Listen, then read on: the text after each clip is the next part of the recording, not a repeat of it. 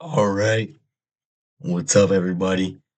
I'm back doing my little commentaries in the bedroom. You know how it is. This is probably my favorite video format. I like the workout stuff. I'm going to do more of that for sure. But this is definitely a close second.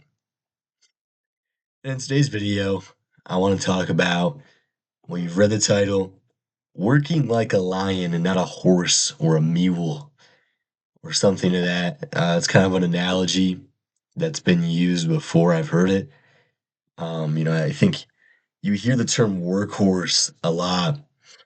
If you haven't heard the term, if you really have been living under a rock, it basically just means somebody who keeps churning, keeps putting out no matter what, and they beat themselves into the ground, just working, right? And that is the prototypical idea of the workhorse, right?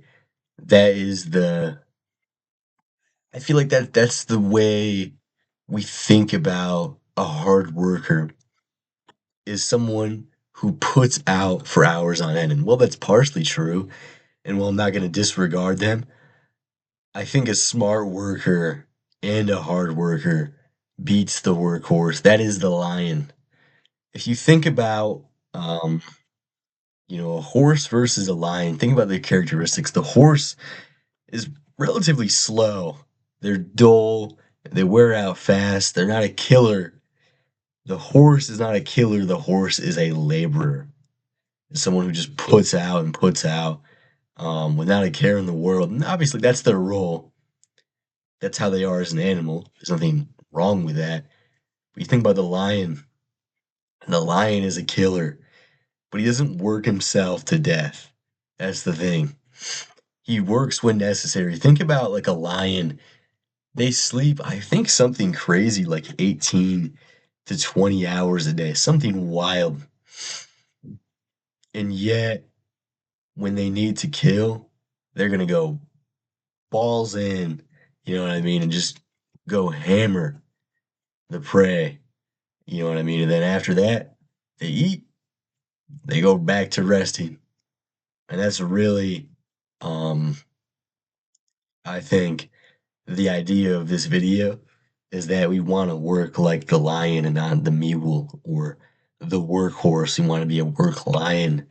You know what I mean? And this isn't some kind of like alpha male be the lion video, but that's kind of the analogy I like to think about with this. Um, so let's dive in to the main idea of the video. First, I want to give a shout out to Cal Newport. I haven't read his book Deep Work in full. I've read parts. I've watched him. I've seen his stuff, and he really is a revolutionary in the science of labor and the science of how we focus and how we work and how much we can work, right? How much our capacity really truly is. And he says that you can probably realistically only have up to 4 hours of true deep focus work on a daily basis. Now, this goes against the grain with a lot of the major corporations, employers, and companies that make you work 8+ hours a day, running you into the ground. Of course, they're going to do this. That's what the employers, that's what the big companies want. They want to run you into the ground. But at the same time, well, I'm making money. I'm getting my bills paid. So you keep going back. That is the trap that a lot of them tend to put you in. Not all, of course, but this is mostly going to go for the big companies. Um, so yeah, only up to 4 truly deep focused hours. You can combine those 4 hours with other time in more shallow work, right? Checking emails, checking your inbox, replying, stuff like that. That's really not as locked in or completely zoned in. Um, but I'll say, like, you're not getting any further working more, trying to deeply focus more than 4 hours a day. You're probably just digging yourself a deeper cognitive hole. Think about this. I would like to think that uh, the few viewers I have like to go to the gym, right? It just kind of seems like the community that would. And you guys have probably heard the term junk volume before, and that's kind of in relation to, there's a certain amount of volume you can do. I think it's your MRV, which means your maximum recoverable volume when lifting, right? Assuming a high enough intensity. Anything beyond that is junk volume. It's pointless. It's not going to give you any more of a stimulus, and it's digging you a deeper and deeper recovery hole. Well, think about it the same way with work, because your brain works a lot like our muscles do in terms of stimulus to fatigue, in terms of how much they can really put out and give back, or it can really put out and get back. And I'm no neurologist, but I would definitely tend to say that more than 4 hours of just deep, absolutely zoned in work is digging yourself a cognitive hole, and it's gonna overtrain you in a sense. So instead, we need to refocus ourselves to quality of work rather than quantity, and really think about that, and think about just getting a certain amount of tasks done and big tasks done with focus, and not focusing so much on I need to work this much, but I need to do these things while I'm working. And after I do those things, then I can do some shallow work and be done. So, and this is coming from someone who's employed. Just by the way, this isn't some random, uh, I mean, it is some random, but this is coming from someone who's not like a complete chud, even though I still have those tendencies as anyone does. Um, but I would say really a piece of advice when we're discussing how much we should be working is, I hear this question, I've seen this question, I've asked this question myself, is, okay, we can only work up to 4 hours deeply.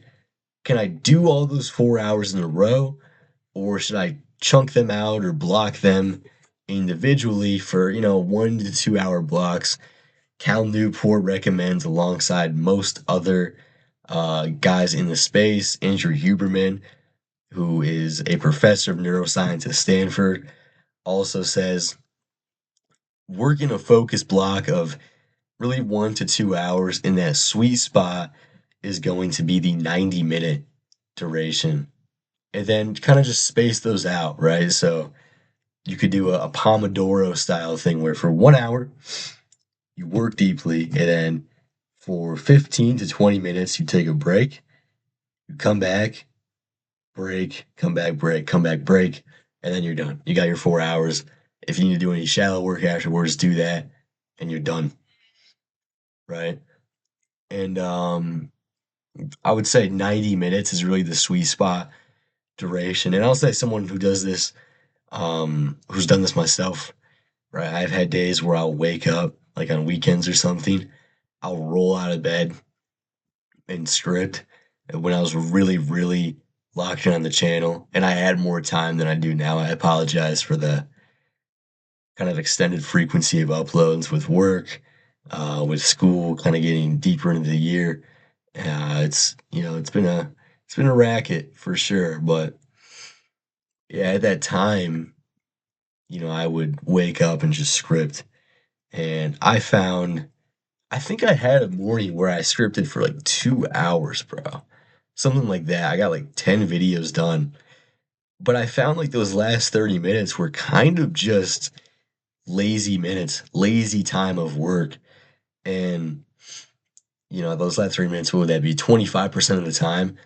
I feel like for the 25% of the time, I only got like the remaining 5% of output from it. And there's really no point. I would say once you get beyond 90 minutes, that's where you start to slightly dig yourself a cognitive hole, you know. And then for the rest of the day, do other things. Now, obviously, this isn't realistic for everyone. We have jobs, right? Some of you might not. It's probably a good opportunity to just get out, find something you're passionate about, find something you want to work on, and try this out, right? Or try this out on weekends if you're trying to start up something on the side. That's kind of for me what I'm doing with the channel. I'm trying to get back into it, I really am. And now I feel like I've created a schedule where I can and where it's actually going to align with everything else, and I'll be balanced, so to speak. Um, so I do other things for the rest of the day. Do some shallow work, like I said before. Read, exercise, go outside, socialize, anything like that. That's real rest. That's not too cognitively heavy. That's what you want. Scrolling video games and binging garbage is not actual rest, right? It's really the opposite. Cortisol goes up. I know cortisol is like a, or at least it was a big meme, a big joke on the internet, but it's a real thing. And cortisol goes up. Dopamine receptors are being overloaded completely when you're doing these things. And that's not actually true cognitive rest. If we were to scan your brain when you were playing video games, when you were doom scrolling, when you were binging some TV show or binging some movies, we would see in your brain that there's a lot of neurons firing and you're not really resting. So that's not what I'm talking about. What I'm talking about is true good rest. Like I said, exercise. I guess that's not really rest, but like outside of a work environment, that would be. And it's actually been shown to improve your work output and your quality of work. And really, I think the amount of work you can tolerate cognitively as well. I would only assume. Um, So things like exercise, socialization with good quality friends, that's going to be able to actually turn your mind off and just allow you to have a good fun time. Reading once again, be focused when reading, of course, but it's definitely not going to be as cognitively heavy as actual deep focused work or being outside. That's a huge one. Just going outside, just chilling, sitting in nature, something like that. That's really been shown to improve mental health and to actually turn your mind off. Um, Other good tips when it comes to resting or recovery blocks. So I guess we could say even within the realm of your 15 to 20-minute break between work blocks, you could do breath work. You could do NSDR. NSDR's it's cool. I try and personally not make it like because it's yoga nidra, so people try and make it like a spiritual thing. I've seen and I've heard that's kind of what it was originally intended for. But if you just use it for a recovery purpose, it'll be fine. Andrew Huberman, especially the way he does it, it's really just a recovery thing. It's not like anything spiritually. It's not a spiritual experience. Um, Naps, if possible. For me, I'm not a big napper. Um, I really can't nap all that much. I can, especially if I kind of got a poor night's sleep or something like that. I'll try and get a nap in, 60 to 90 minutes. That's what I always find. Like I'm a long napper, but I wouldn't recommend napping, especially for that long. If it interrupts your sleep at night, you definitely wouldn't want to do that either. So, find the middle ground with that. NSDR is a really good replacement for napping if you find that napping interrupts sleep. That's personally what I do. I don't do NSDR as much anymore. Uh, back in December, January, I was struggling with a bout of insomnia, you could say. And so NSDR was really, really valuable. Um, Prioritize good sleep hygiene, right? Of course, prioritize good sleep hygiene. That's an essential to your recovery and your work output. Think about the lion once again. The lion sleeps like 16, 18 to 20 hours a day, every day. They sleep, have good sleep hygiene. So not only have the quantity of sleep where you're sleeping 7 to 9 hours a night, maybe even more really. Don't exceed 10 really. Don't exceed 10. That's where I found the cutoff point is. Even in studies, oversleeping has been shown to have adverse effects as well.